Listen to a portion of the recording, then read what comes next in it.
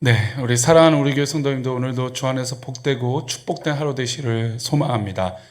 잠시 기도하시고 오늘의 말씀 나누겠습니다. 하나님, 오늘도 주의 백성들 건강하고 복된 하루가 되게 도와주옵소서. 우리 특별히 병약한 성도들을 돌보시사 위로해 주시고 우리 모든 성도들이 믿음 안에 승리하게 해 주옵소서. 감사하고 거룩하신 예수님의 이름으로 기도합니다. 아멘. 오늘의 말씀은 마태복음 19장 3절 말씀입니다. 마태복음 19장 3절 말씀, 제목은 성숙해지는 시간이라고 하는 제목을 말씀을 나누겠습니다. 함께 읽겠습니다. 바리새인들이 예수께 나와 그를 시험하여 이르되 사람이 어떤 이유가 있으면 그 아내를 버리는 것이 옳으니까. 아멘. 신앙생활에 두 가지가 중요한 것 같습니다. 성장과 성숙. 신앙생활을 맨 처음 하다 보면 은혜를 받고 이제 신앙생활 주일 예배 드리고 또 은혜를 받고 수요 예배 드리고 금요 예배 드리고 또 새벽 예배 드리고 또 교회가 봉사하면 봉사할 때마다 열심히 봉사하게 됩니다. 성장하고 있는 거죠. 어린아이가 자라면 계속해서 성장해 나가시 성장하는 겁니다. 근데 문제는 이 성장에 한계가 있다라는 거죠. 성장은 어느 기점이라는 것이 있어요. 어린아이들도 자라다 보면 그 자라는 한계가 있어요. 우리가 할 수 있는 성장하는 것도 한계가 있죠. 24시간 내내 봉사하고 신앙생활 할 수는 없잖아요. 그렇죠? 그런 부분들을 성장을 다 이룰 수 없고 어느 정도의 한계가 있습니다. 또 신앙생활이라는 게 있고 가정생활이라는 게 있고 영역이라는 것이 존재하기 때문에 어느 그 이상을 넘어선 성장은 한계가 분명히 있을 겁니다. 근데 반대로 성숙은 어떨까요? 성숙함이란 제한이 없습니다. 예를 들어서 열심히 열심히 봉사하는 성도들을 성숙한 성도라고 말할 수 있을까요? 물론 열심히 하는 거에 대한 성숙은 있지만 그가 나타내는 영향력의 성숙은 장담할 수 없습니다. 어떤 분들은 열심히도 하고 성숙하게 아름다운 영향력을 나타내기도 하지만 그렇지 못한 모습이 있을 수도 있다라는 것이죠.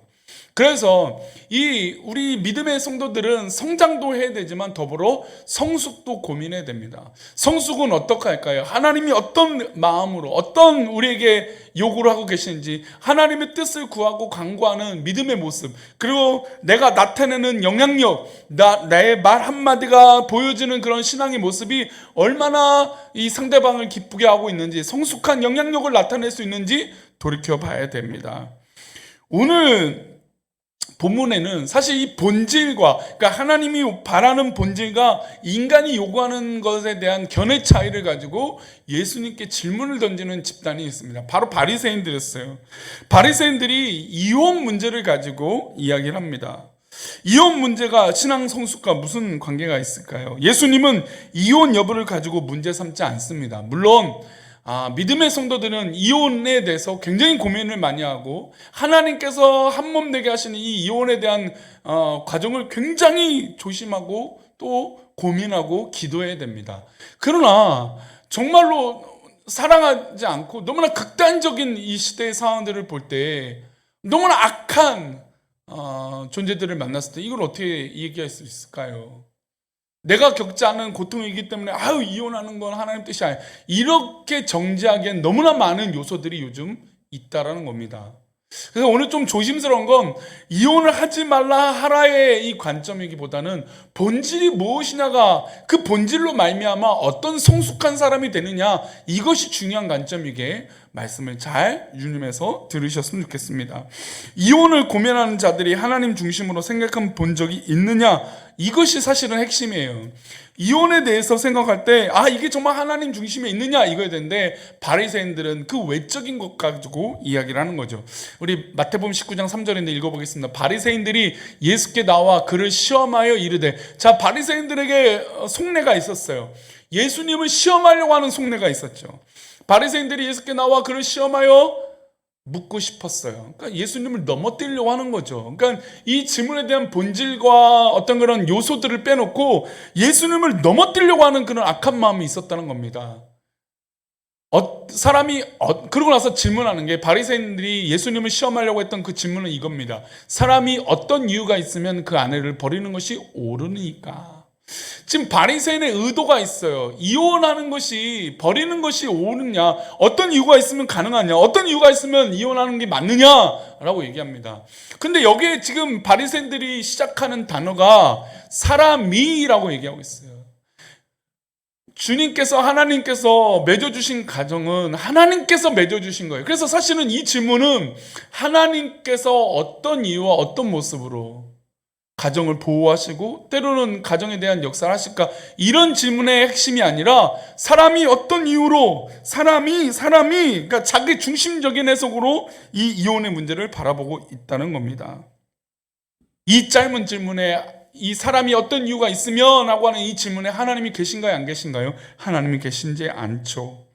타인의 고통도 안중에도 없습니다. 다만 이기적인 인간의 오만 불손한 모습만 있는 것이죠. 교만한 모습만 있는 겁니다. 사람은 이렇게 자기 중심적인 존재예요.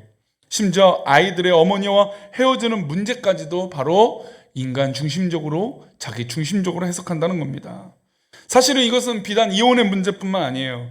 모든 일들을, 모든 것들을 자기 중심적으로 해석하려고 합니다.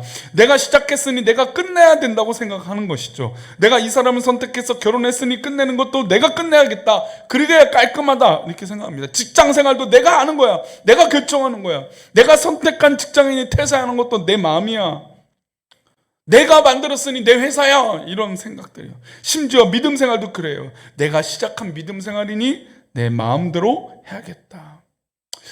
얼마 전에 교회를 옮겨야겠다라고 하는 고민을 가지고 저한테 연락을 한 분이 있었어요.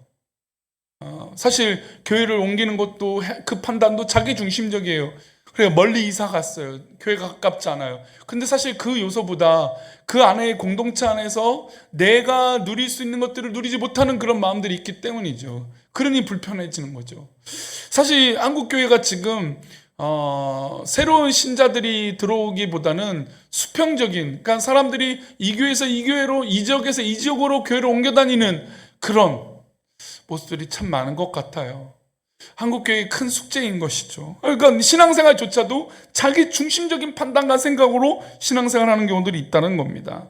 하나님은 우리 인생 어디에 계십니까? 라고 질문해야 되는데 그렇지 못할 때가 많다는 겁니다. 우리가 믿음 생활하면서 모든 일에 하나님이 개입하신 여지를 두고 있는지, 아니면 내 마음대로 판단하고 있는지 고민해야 된다는 것이죠.